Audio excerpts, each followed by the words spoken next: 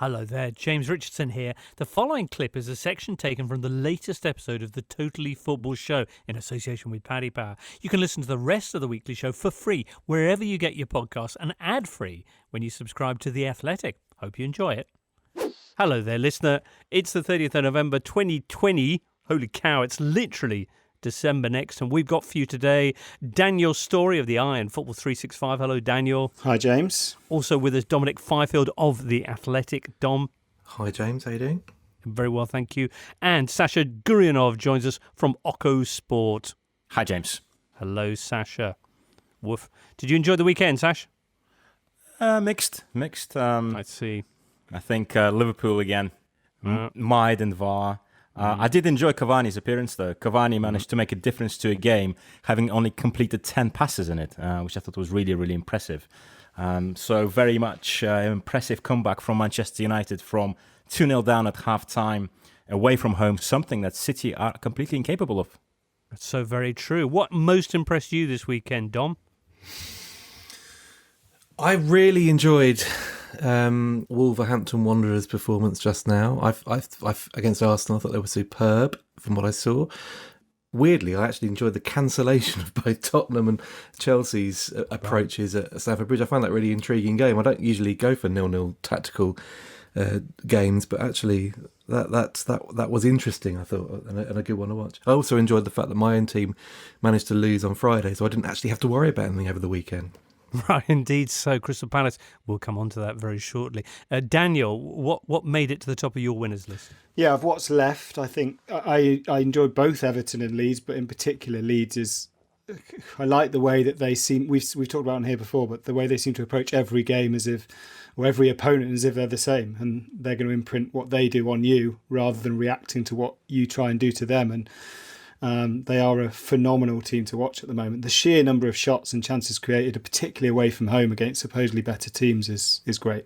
We'll talk about all of that and more, I should think, in the course of today's show. As Tom was hinting there, this is just after Arsenal had lost 2-1 at home to Wolves. The first win for Wolverhampton Wanderers away to Arsenal since the 70s. Specifically, is it 1979? I know that Message in a Bottle by the Police was number one at the time, so yeah, that would make it 79. Table looking very interesting now after 10 rounds. Obviously, some teams have games in hand. Top four separated by only 3 points. And if Leicester beat Fulham on Monday night, we could have the top three all level on 21 points. As it stands, it's Spurs and Liverpool on that number, with Chelsea a couple of points behind and Leicester 3 points off the top. Then there's a mass of teams between Saints in 5th place and Newcastle in 14th, all within a win of each other. And West Brom have moved out of the bottom three after getting their first win of the season. Where do we begin? Possibly with the most exciting game of the weekend, which was Saints-Man United. United were 2-0 down, goals from Bednarek and then a James Ward-Prowse free kick, and then came roaring back after the half-time substitution of Edinson Cavani. It looked like it was going to be a James Ward-Prowse afternoon, but instead Cavani grabs all the headlines, as you were saying, Sash. Yeah, and I think it was interesting the way that Cavani was very much aided by, I think, Southampton's general sloppiness at the back, which we actually saw in the first half, but United couldn't capitalise. I mean, you have the situation where McCarthy passes to Greenwood, and then Greenwood also missed an open goal. So there was sloppiness there. However, Southampton were pretty clinical in converting the chances that they had. I quite like the tweet from Adam Hurrey, the Ward-Prowse territory now officially recognised as an autonomous region. But I think what we saw in the second half is mistakes at the back were punished by someone like Cavani. Of course, he gave United aerial threat, but at the same time, he set up the first goal with a fine cross. Again, Kyle Walker-Peters just drifted away from Bruno Fernandes. We saw as well on the second goal that Vestergaard didn't come out. And finally, on the final goal, Cavani very cleverly exploited the space and made the run between Bednarek and Vestergaard. So effectively, you have a team that perhaps wasn't fully functioning at the back, and Cavani just destroyed them, which I thought was absolutely excellent attacking play. What's the difference of having Cavani to all the other attackers that the Man United have got? I think he desperately wants to get both in the penalty area and between the goalposts. Marcus Rashford and Mason Greenwood did have touches in the penalty area, and Rashford does pretty regularly. But if you look at where they come, most of them tend to be on the edge of the box. So pullbacks or kind of dribbling across the face of goal and looking to shoot. Whereas Cavani, he wants to be a first touch finisher. He wants crosses, he wants balls into feet.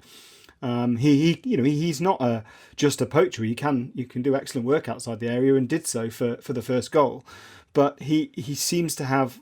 I think we talk about mentality too much. I think it's a bit of an easy cop out analysis wise. But there does seem to be a real desire to get very close to goal and get shots off, which is. It might seem harsh on Anthony Martial, but it does seem very different to how Manchester United play when he is playing. Martial's not had a shot on target yet this season in the league. Cavani comes into the side and scores 2 in 45 minutes. The difference is night and day. And an assist, yeah, night and day. Remarkable, as Fabrizio Romano points out. Not bad for a guy who was a free agent until 54 days ago. Dom, did you see this coming, or are you a bit taken aback at how effective Cavani is proving? I didn't think this transfer would work. If I'm honest, I thought it was a player past his best, a player that had really been making hay in Ligue 1 for so long that we like to assume that the Premier League is a better standard and he'd be tested better and potentially nullified better. But actually, you're seeing an elite player here. His pedigree is very evident, and it may have taken him a bit of time to bring himself up to match fitness and to match speed. But I wonder whether today, I know he's obviously scored already in the league, but I wonder if today is the day that Ole Gunnar Solskjaer decides actually he needs to be in my first choice 11. That his presence and his aura, really, to be honest, and how it makes defenders feel to be confronting him. As a very different type of player to Martial and Rashford, etc., Greenwood. I think it just gives them a focal point, a real presence. And actually, half time today might actually be a moment for Manchester United, because Cavani comes on and has that amazing impact second half, but Henderson's also come on for the injured De Gea. And we seem to have recurring themes at United in recent times, and one of them is these constant questions as to whether David De Gea is quite the player that he once was.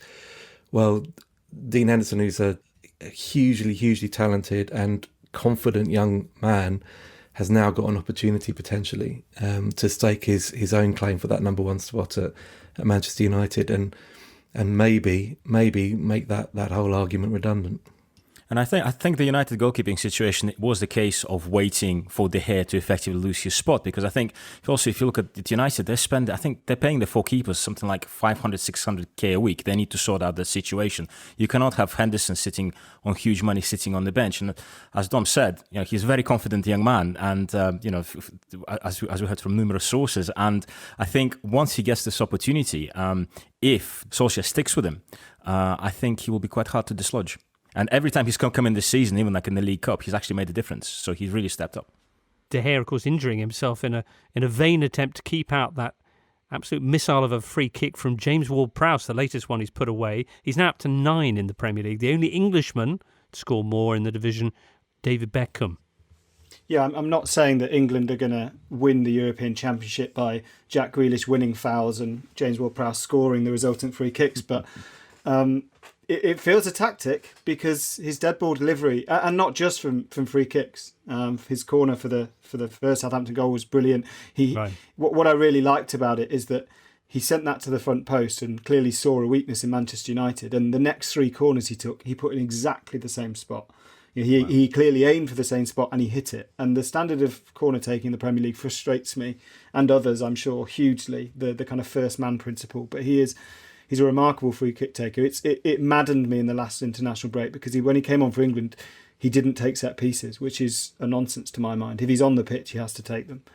Richard Jolly pointing out that he's scored as many goals from direct free kicks this season as every other Premier League player put together. That's an incredible stat. 3. So 3, is that right? Yeah. 3, yeah. Yeah. I was just going to ask, when did Ward-Prowse become this, England saviour almost now? Because at one stage we were having a conversation about what a hard midfield he is, how snide he is, and now we're actually talking about his free kicks. I think under Hasenhüttl, he was always a tidy midfielder. He liked to put a tackle in, but he also kind of shuttled the ball around. It feels like Hasenhüttl's really turned him into a sort of box-to-box player that lets Romeo really just sit and do that job. And even from open play, he's had more shots this season than normal. So he's actually getting forward. He scored from open play, I think, against Everton. So yeah, he looks a really, really good box-to-box player, and that's the one position that England don't really have at the moment. They have this collection of attacking midfielders, and then the sitters, Winks and Dyer if he plays there, or Henderson, but they don't really have that box-to-box player. So yeah, I like him for that role as a squad player, I suspect, rather than a starter immediately. That's what Hasenhüttl has done to Ward-Prowse. Ole Gunnar Solskjaer, meanwhile, has transformed Man United into a relentless winning machine on the road. They're the first side in Premier League history to win 8 straight away games, and the first team as well to win 4 consecutive away games from coming back from being behind in each of them, which is pretty phenomenal stuff. It was a bitter pill to swallow for anyone who might have been preparing, vaguely snide social media posts about Ole's record compared, Daniel, to other managers. Yeah, I mean, I'm not going to scale back what I think about Ole Gunnar Solskjaer. I don't think he's I've said on this podcast many times, Manchester United have got good players. They will win matches. That's not the point. I don't think he's the best. I think he's at the best club for him. I don't think he'll manage better anywhere else, but I don't think he's the best man for them. But one thing he has done repeatedly is proven that he's not lost the dressing room, that the players haven't given up on him, because they do still fight. They do still show resilience when they go behind. That might be because of competition for places as much as anything. You can quite easily lose your place in a Manchester United side. Speak to Paul Pogba about that. But yeah, there's clearly an inbuilt resilience there that you have to give the manager credit for installing, because other managers get credit for it as well. So we shouldn't shy away from that just because I don't think he's the best man for the job. All right, Daniel. Wednesday, we'll get another chapter of the is he the right manager for Man United discussion as they take on Paris Saint-Germain. And it would be fascinating to see if Cavani makes the starting lineup for that game. That's a great subplot to that tie, isn't it? And it would really put out a huge statement for United if they could complete a double in this group stage over PSG, given PSG's got to the final last season. I still think there's an issue, obviously, with consistency with United, but maybe now they can certainly go into that tie confident.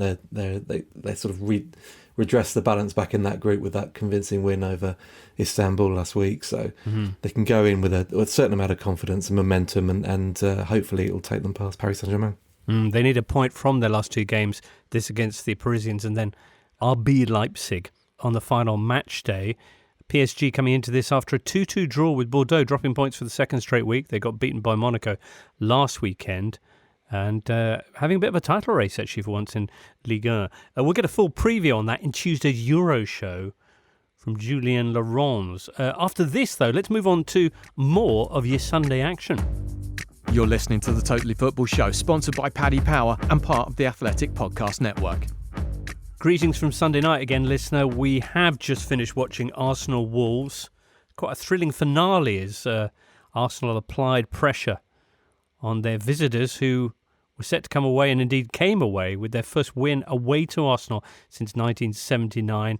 It was Neto who opened the scoring. Gabriel then equalised for the Gunners. Then Podence made it 2-1, and thus it stayed. Traore was a force of nature. He's back to that kind of performance. Although he did pick up a yellow card, I thought, rather harshly for simulation.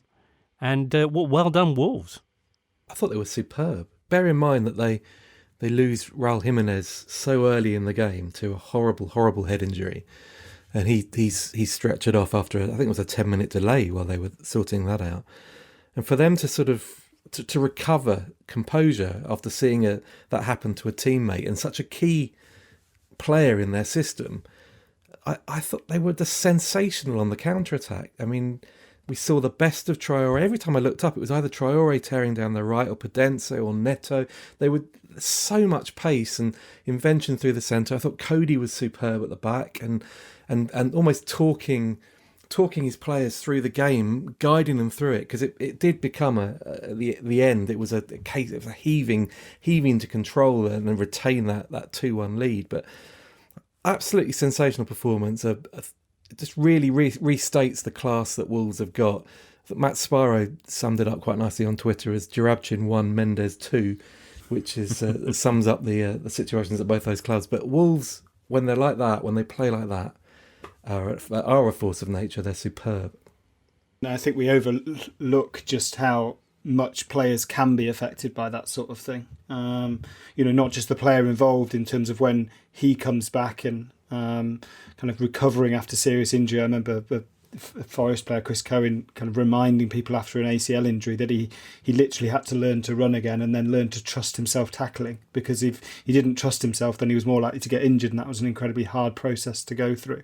But also the teammates around them, because these are people who spend a heck of a lot of time with each other. And when you see an injury that isn't just serious in a kind of sporting context, but in a real life context of, this is not how long is he out for, this is, hang on a minute, how bad is this? All power to them for playing exactly as Dom says. It's kind of managing to put that at the back of their mind and playing this wonderful, carefree, aesthetically pleasing football. As for Arsenal, this game was pointed out at regular intervals, marked a year on from Unai Emery departing the club, and as such, it's quite a useful marker to see how far we've come or not come. A lot of Arsenal fans on Arsenal Twitter talking about who's the problem now. We've gone through Lacazette, Pepe, Mustafi, Ozil as potentially the reason why we can't get it together. Who is it now? Aubameyang seemed a particularly popular response. Is it the system now? Because, from what I understand, he's trying to get them organised and, cut out the errors. Yet they keep on conceding at home. Individual mistakes today from the goalkeeper who spilled a shot for the second. A lot of the football this season has really been sub-fun. They're not good to watch. 5 defeats in 10. Where is this going? I know there will be comparisons between Emery and Arteta because one came before the other. But they're completely opposite managers, and that Emery basically tried to kind of go through without a philosophy and hope that everything would work enough that individual talent would come through. And Arteta's version is, I'm going to rip everything up and build it from scratch, and therefore that will take time. But and he should get that time for now. But there comes a point when you do want to see kind of milestones and signposts along that road that things are going well. And at the moment, they're not really travelling forward or travelling anywhere at all positively. They're getting worse, and that is a bit worrying.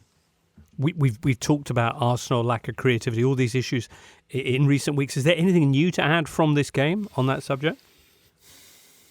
No, I don't think so.